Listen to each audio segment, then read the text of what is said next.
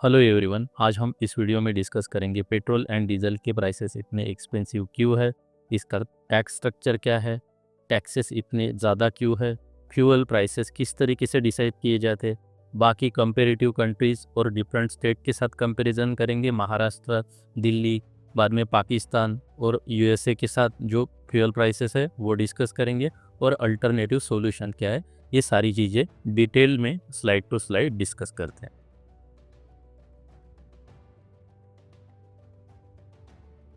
Where does your money go. अगर for example हम Delhi state का एग्जांपल लेते हैं जहाँ पे फ्यूल के प्राइसेस 96 रुपीज़ पर लीटर है, तो हमें 96 रुपीज़ ये किस तरीके से डिस्ट्रीब्यूट होता है। सबसे पहले बेस प्राइस रहती है फ्यूल की। बेस प्राइस यानी अगर 50 रुपीज़ होंगी तो उसके ऊपर सबसे इम्पॉर्टेंट और सेंट्रल का जो टैक्स लगता है, सेंट्रल एक्साइज ड्यूटी लगता है, वो 19 रुपये। उसके बाद में स्टेट का एक्सक्लूसिव टैक्स आता है, वो 23 रुपये। डीलर कमीशन यानी जो पेट्रोल आता है वो हमें पेट्रोल पंप तक पहुंचाना, उसके बाद में उसका ट्रांसपोर्टेशन, उनका कमीशन, रिफाइनरी का कमीशन, सारी चीज़ें ये 4 रुपीज़। सो पूरा मिला के आता है 96 टोटल। ये होता है हमारा एंड प्रोडक्ट का जो पर लीटर का कॉस्ट है।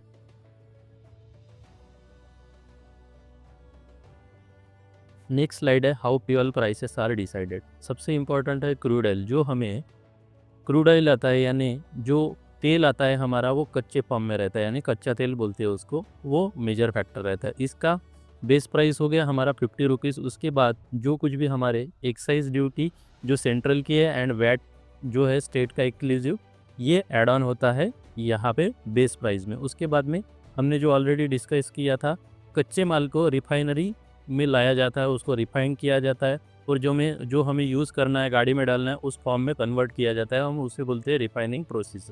और जो पेट्रोल पंप वाले बेचते हैं उनकी डीलरशिप की जो मार्जिन रहती है वो भी ऐड ऑन करके यहाँ पे थर्ड आइटम ऐड ऑन किया जाता है। इसके बाद जो है फाइनल प्रोडक्ट हमें मिलता है वो 96 रुपीज़। अगर दिल्ली जो है वन ऑफ द लार्जेस्ट और मेजॉरिटी ऑफ द हमारा जो ऑयल का डिमांड है वो इम्पोर्ट से फुलफिल होता है, यानी 85% जो मटेरियल है यानी क्रूड ऑयल है हम इंपोर्ट करते हैं। बाकी 15% हमें कंट्री से आता है। आसाम में कुछ एरियाज़ है, वहाँ से हम निकाल सकते हैं ऑयल। इसीलिए ग्लोबल प्राइसेस जब भी अप डाउन आते हैं, कुछ अनसर्टेनिटी होती है, ग्लोबल अनसर्टेनिटी के बारे में मैंने डिटेल में एक गोल्ड के रिलेटेड वीडियो बनाया है, वो आप जाके देख सकते हो। मैं तो यहाँ पे अगर कुछ अप एंड डाउन आता है तो इसीलिए हमें प्राइसेस में वेरियस काइंड ऑफ फ्लक्चुएशन दिखती है। और सबसे इम्पॉर्टेंट है, प्राइसेस में तो डिपेंडेंसी है लेकिन टैक्सेस बहुत हाई है, ये सबसे ज़्यादा इम्पॉर्टेंट है।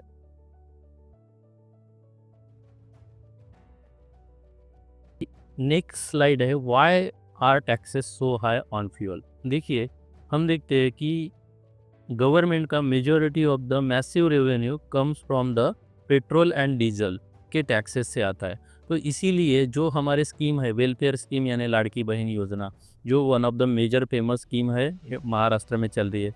बाद में railway projects, road projects, other various schemes and infrastructure develop करने के लिए गवर्नमेंट को रेवेन्यू लगता है। तो रेवेन्यू कहाँ से आएगा? One of the best reliable source है जो कि कंसिस्टेंटली चलता है, वो आएगा हमारा फ्यूल ड्यूटीज़ और टैक्स से। तो यहाँ पे आप देख सकते हो गवर्नमेंट का ये सारा कुछ जो है, ये गवर्नमेंट के सोर्सेस ऑफ रेवेन्यू है। इसके बारे में मैं एक स्लाइड में डिटेल में एक वीडियो बनाऊंगा, किस तरीके के गवर्नमेंट के सोर्सेस है, कहाँ से आते हैं।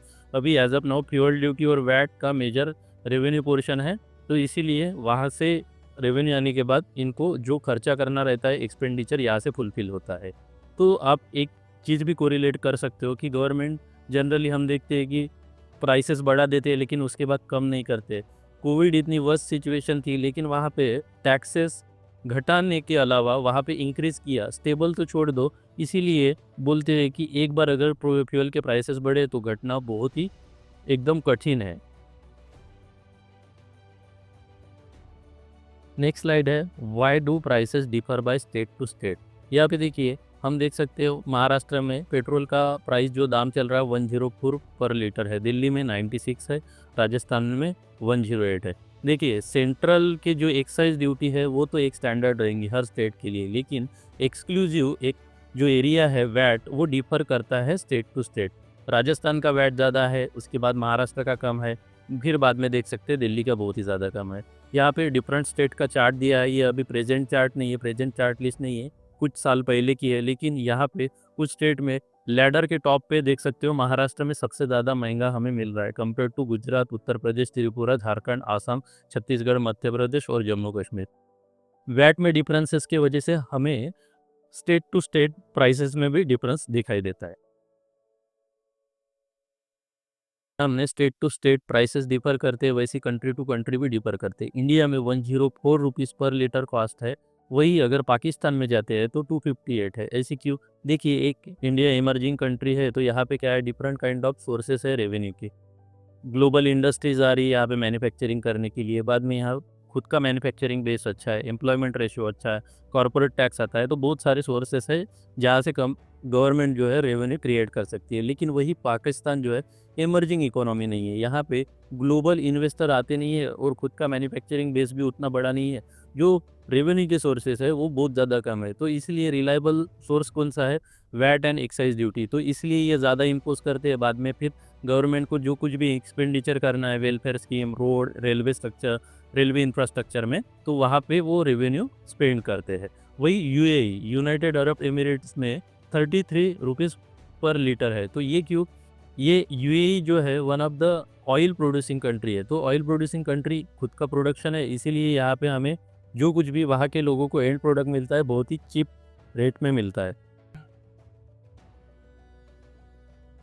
नेक्स्ट है सॉल्यूशन, क्या हो सकते हैं जिससे प्राइस ड्रॉप हो सके। देखिए, सबसे इम्पोर्टेंट आता है कि एक्साइज ड्यूटी और वैट में जो है रिडक्शन करना चाहिए, लेकिन ये गवर्नमेंट तो करेंगे नहीं। क्यों? तो एक one of the best reliable source है जहाँ से रेवेन्यू आ सकता है।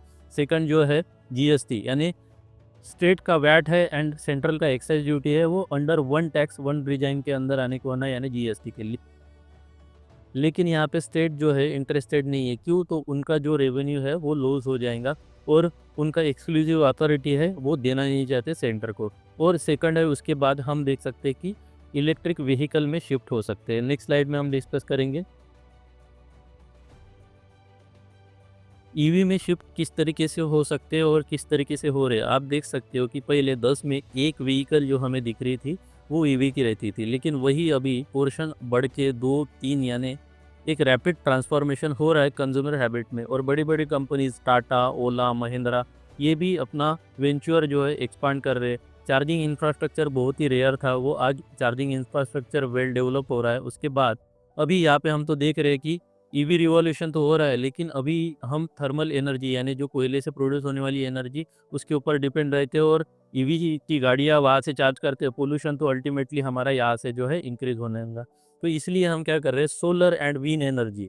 अभी आप देख सकते हो कि हर घर के छत पे, यानी मैक्सिमम घर के छत पे सोलर जो प्लांट है वो इस्टेब्लिश हो रहा है। और बड़े सोलर मेगा पावर प्लांट जो है बड़ी बड़ी कंपनियां, अदानी ग्रीन, ये सारी कंपनियां जो है इस्टेब्लिश कर रहे हैं, यानी सोलर और विंड एनर्जी की तरफ भी हम जो है शिफ्ट कर रहे हैं। और न्यू ऑयल ट्रेड एग्रीमेंट, यानी अभी जो मेजोरिटी ऑफ द हमारा प्रोडक्शन, यानी जो मिडल ईस्ट या अरब कंट्रीज से आता है, लेकिन वही गवर्नमेंट का शिफ्ट किस तरीके से हो रहा है, रशिया, यूएई, यूएसए, यानी अदर कंट्रीज के साथ भी एग्रीमेंट कर रहे हैं। तो यहाँ से क्या होगा, जो डोमिनेंस है अरब कंट्रीज का, अगर कुछ क्रूड ऑयल में फ्लक्चुएशन आता है तो हमें प्राइस में, एंड कंज्यूमर में, यानी एंड प्रोडक्ट में जो प्राइसेस के डिफरेंस देखने मिलते हैं वो नहीं देखने मिलेंगे। क्यों? तो डिफरेंट सोर्सेज से हम बुलाएंगे तो हम वहाँ पे मैचअप कर सकते हैं। तो यहाँ पे हम देख सकते हैं कि हमें ईवी के ऊपर ट्रांसफ़र हो रहे हैं, सोलर के ऊपर और विंड के ऊपर। इससे हमारा क्या होगा, फ्यूल के ऊपर जो डिपेंडेंसी है वो कम हो जाएंगी।